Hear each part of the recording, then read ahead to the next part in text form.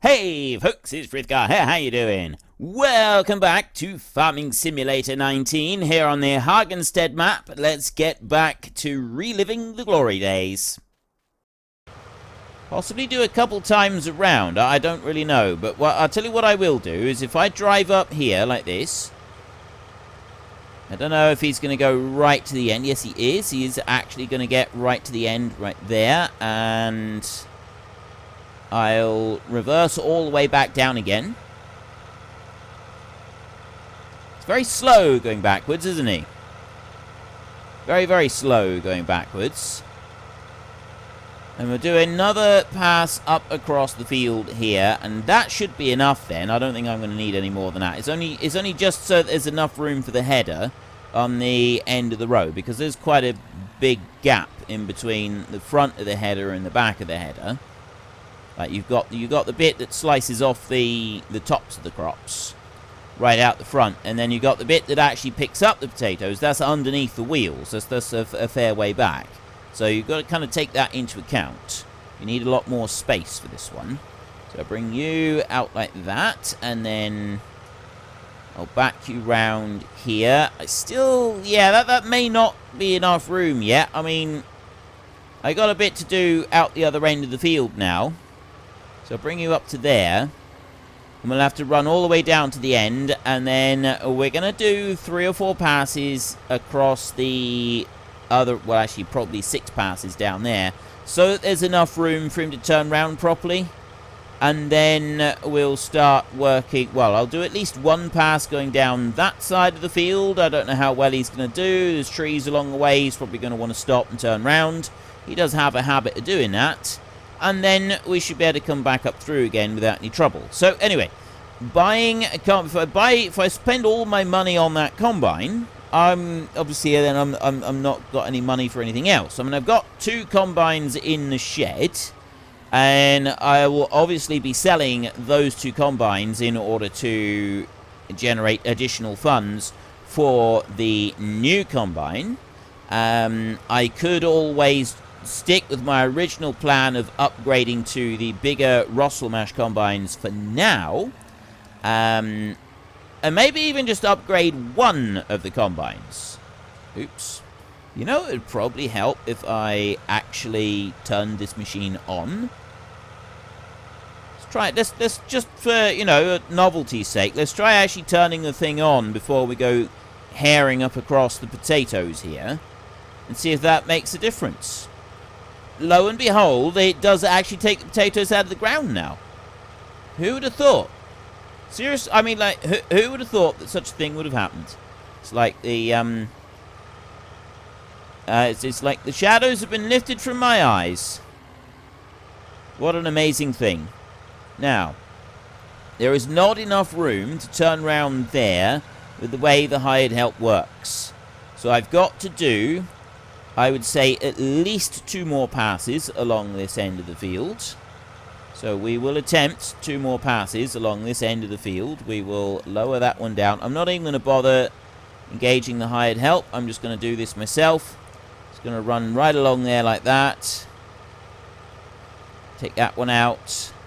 And then I will, again, just turn it round at the other end. We'll whiz back up through, and we will do our 3rd pass on this end of the field. So there's that bit there.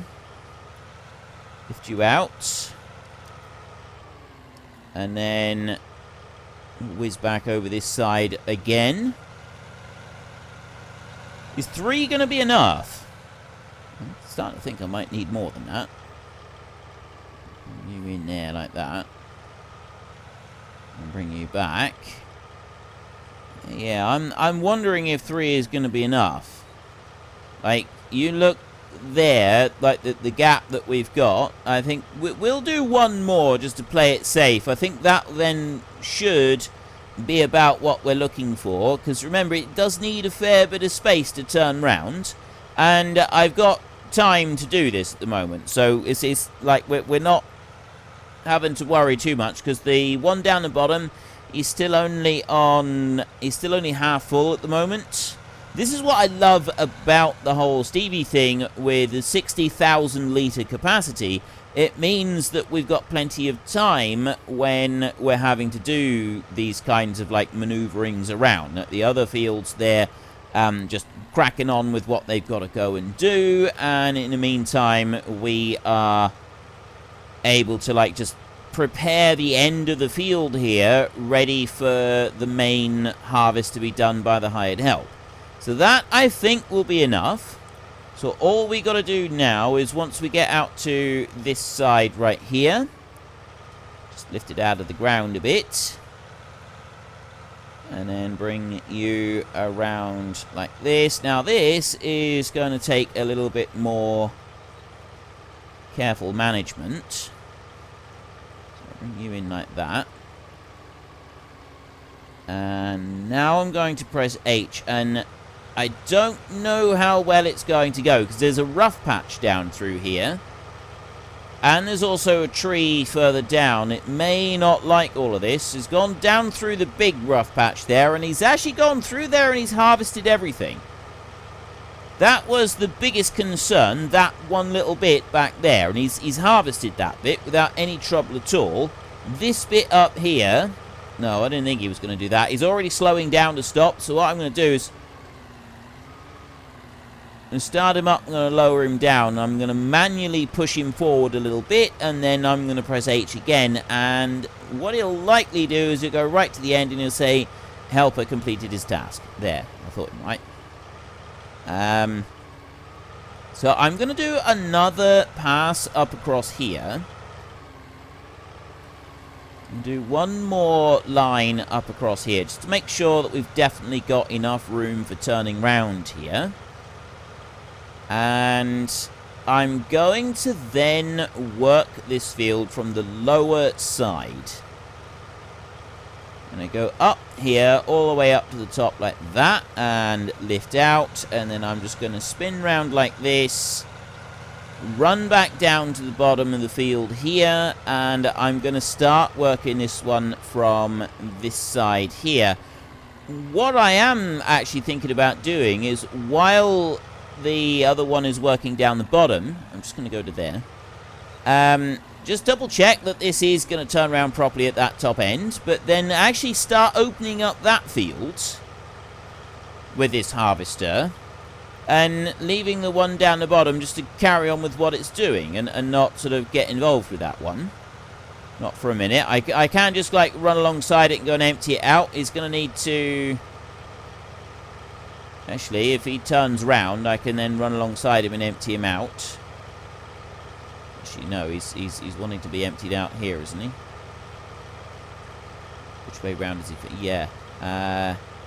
It needed to have been emptied out then. And you have actually got enough room. Well, at least it has on that bit. That does seem like it would be okay for coming through, like for turning round there. I know that I just sort of, I'm off to the side of the trees at the moment, so possibly our data is a little bit skewed for this one. I've done two passes here. I'm actually wondering whether I should be working from the top side of the field rather than this lower side. I'm going to do another pass here. Still doesn't seem like quite enough for me. It's probably alright. It is actually probably alright, but it just doesn't seem like it's going to be quite enough. So if I can do, just whip that up through there like that. There we go. And then bring you on back round. So if I go for a slightly bigger Rosselmash combine, which is the one that I'm most seriously considering at the moment, instead of going for the whole Stevie thing just yet, and then after I've done that, I could upgrade both of the combines. I've probably got the money to upgrade both combines to the bigger Rosselmash combines.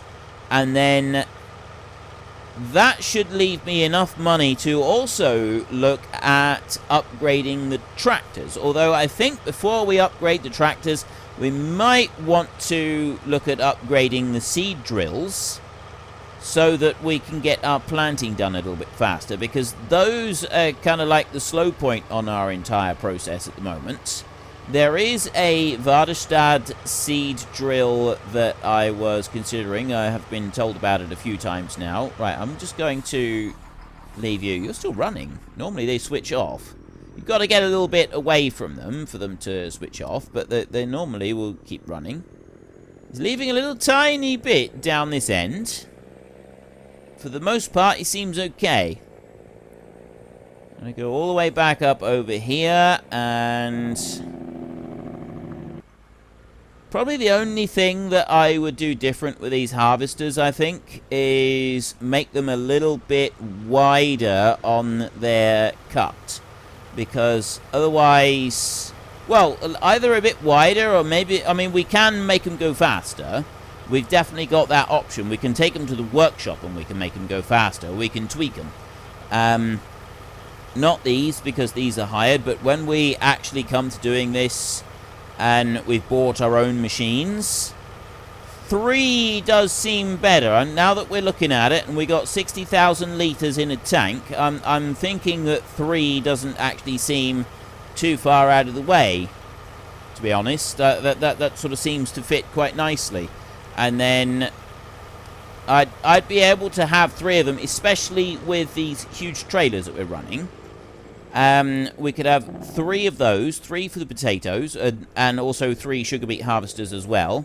And I'll be able to keep up with those and keep them empty and keep all 3 of them running. And that also gives me sort of 2 working in fields, and then I'll have another one where I'd be like cutting out the ends of the fields, like I've done here a few times, just to tidy up and keep things going.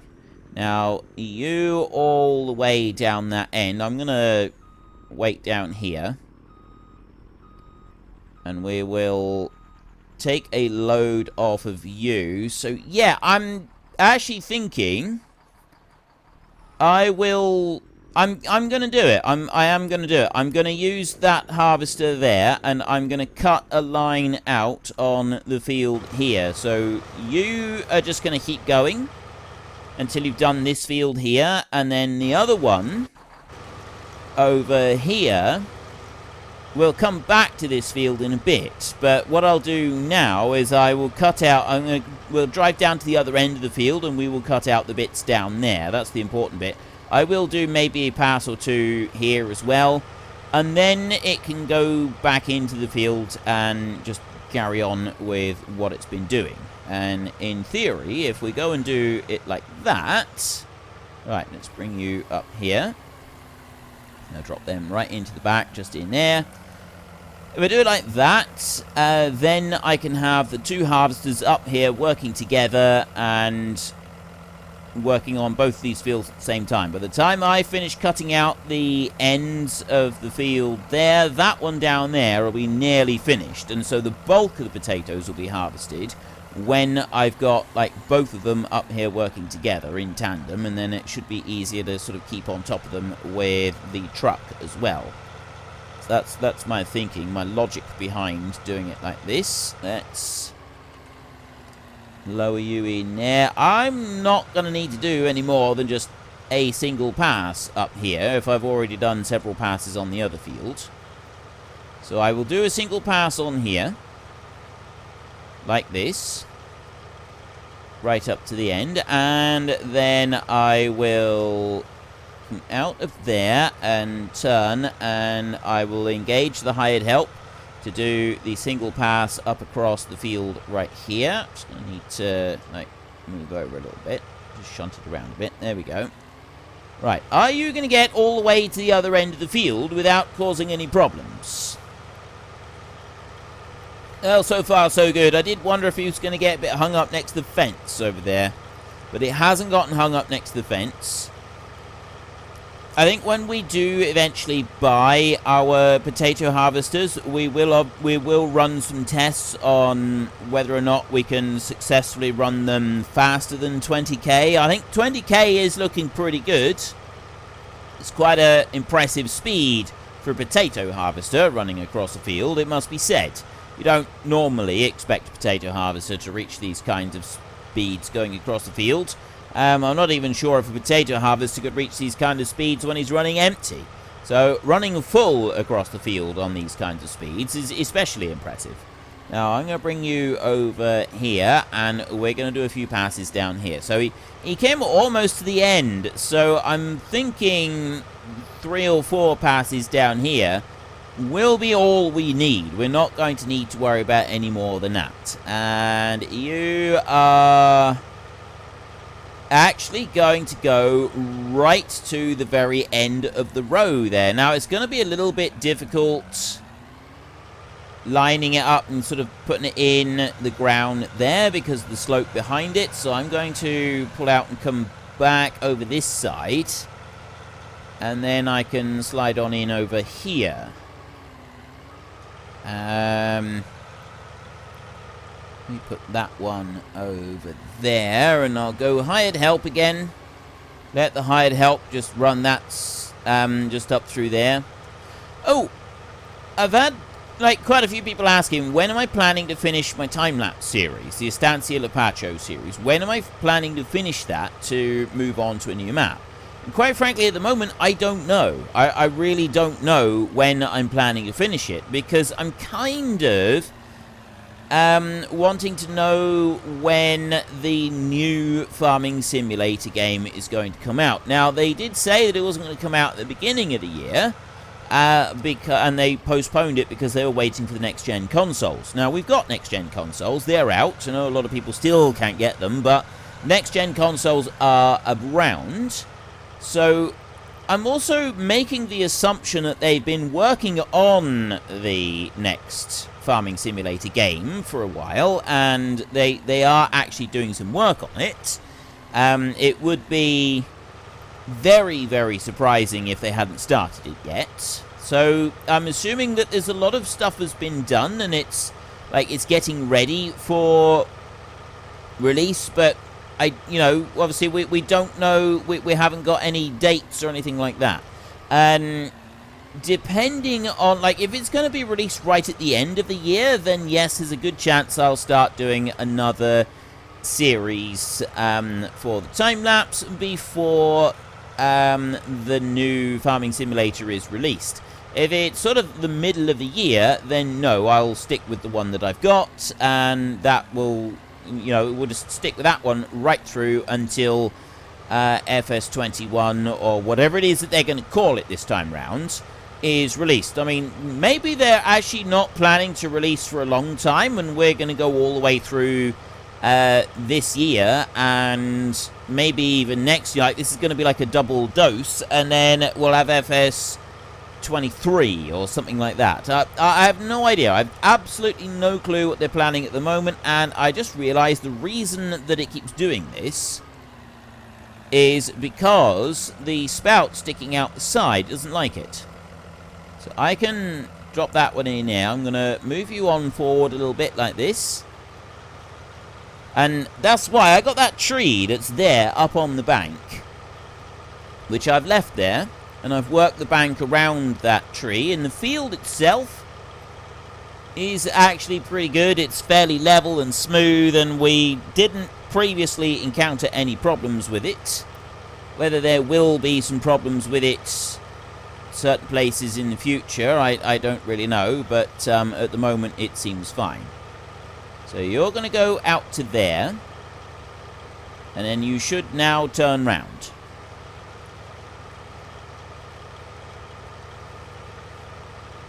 You take an awfully long time to turn round, don't you?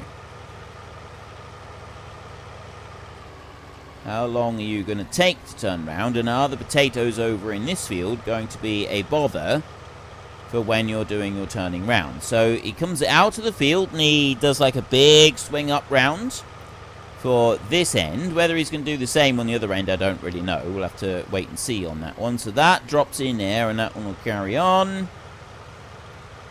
And back he goes again.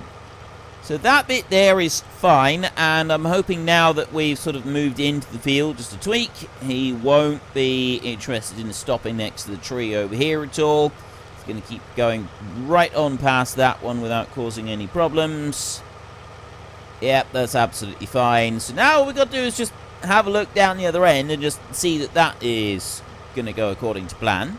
And if that goes according to plan, then everything is tickety-boo. Not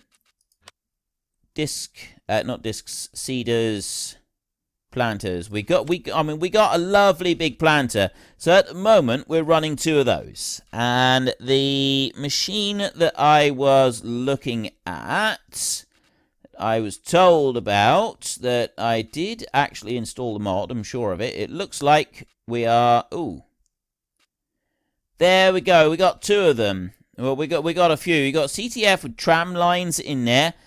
Oh, the tram lines unit. I don't want to do... I'm not interested in doing tram lines. I'm not going to do that. But this one here, fertilizer and seed, seeder planter. Additionally, this machine offers the possibility to seed directly in a previous cultivator. The seeder has the option to fertilize while sowing. The seeder has the capability to create tram lines by attaching the optional CTF tramline unit at the rear. I've got 2 more over here. That's a 3 meter, that's a 4 meter, and this one here is an 8 meter wide. Now that requires 210 horsepower, and it's also 76,000 euros itself. So it's a bit of a beast. He is a bit of a beast, but he does take fertilizer in there, which is good. That one takes fertilizer, and it is 4 meters wide. The ones that we've got at the moment are these, and they're 3.6 meters wide. So we're already doing pretty well. The Horsch over here, that's 9 meters wide. That one is... this is one that I really like, but he doesn't do fertilizer, which is a little bit of a jolly nuisance. And ultimately, we'll end up with one of these. It'll either be that one or that one. Probably the Amazon Condor, to be honest. These over here are a little bit too big for this map. You can't, like, juggle them in round very well. So we'll avoid using those. You here, 12 meters, 230 horsepower required. Then I've got the Amazon by Stevie, which takes 16,000 liters. Which is altogether even bigger. We've got a Horsch one over here. Oop. Just go and move out of the way. J is blocked by an object. I'll tell you what. I'll turn the object round. And I will head back down to the field down the bottom. And I will unload the Tatey-Po harvester down there.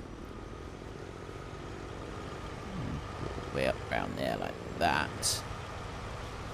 I will go and... Oh. He's literally about to go and do the same as this one is up here. So, well, actually, I'll tell you what. Because we can watch him go all the way up across the field and then turn around again. And then we can unload him. At least that's what I'm hoping. See, he's already doing his turning round. So, if I go up here...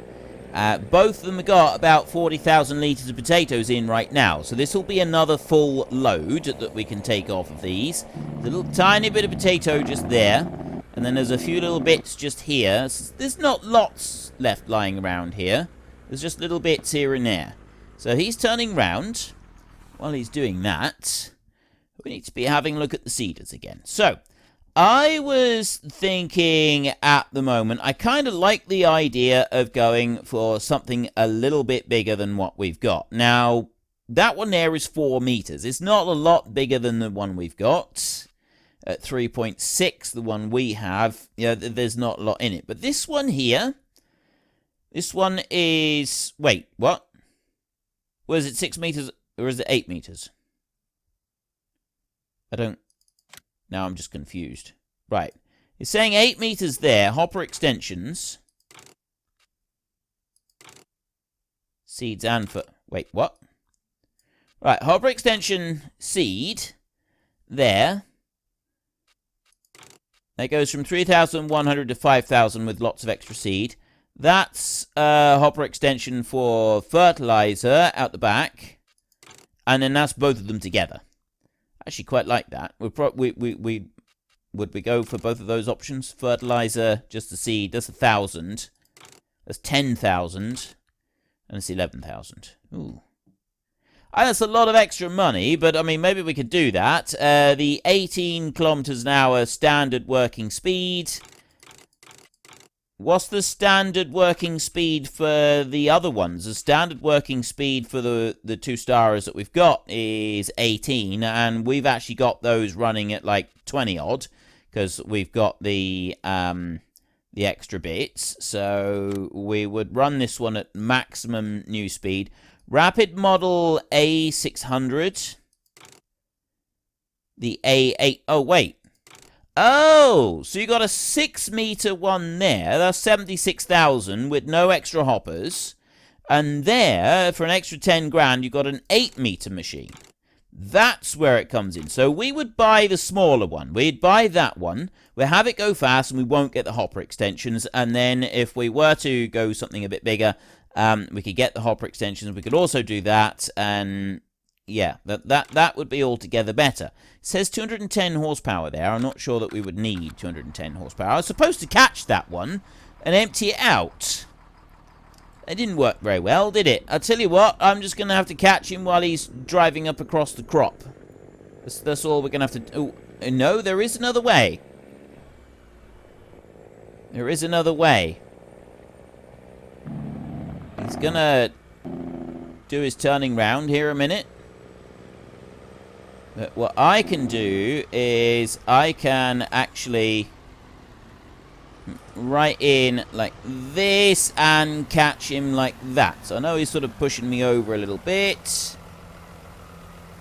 Kind of get him like that. Bit of shunting and backwards and forwardsing and so on. And there we go. So we can dump out all of the potatoes that we've got in that harvester, and then I'll run up the top and I will go and get the rest. Right, that's actually going to take all of it before I even get off the end of him there.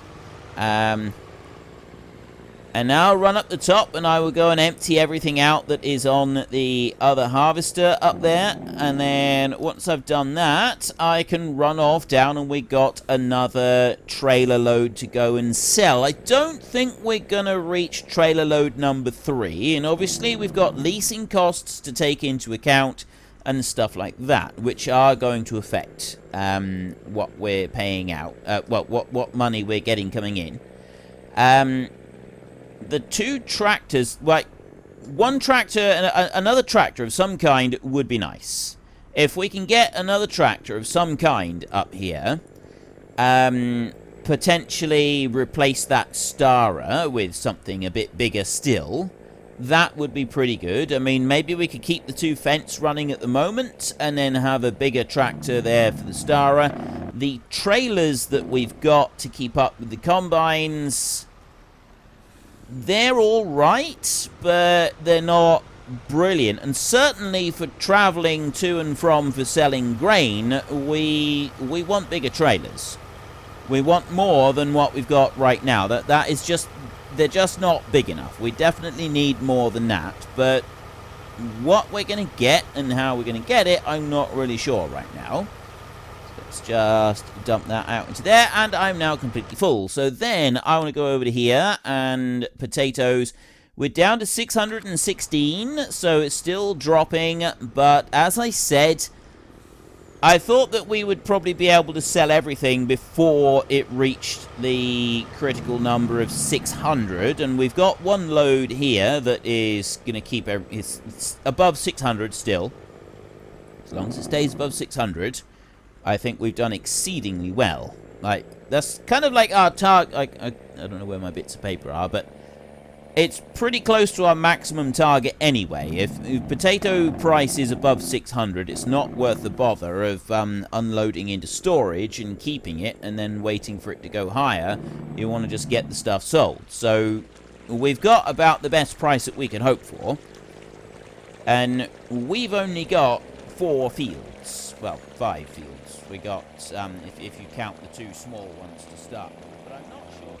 Well, unfortunately, folks, that is all we have got time for today. And for those of you wondering, the paid promotion notification that came up at the beginning of the video is because in the description down below, you will find a link to Fanatical. I have an affiliation with them. If you use that link, I will earn a small commission on anything that you choose to purchase.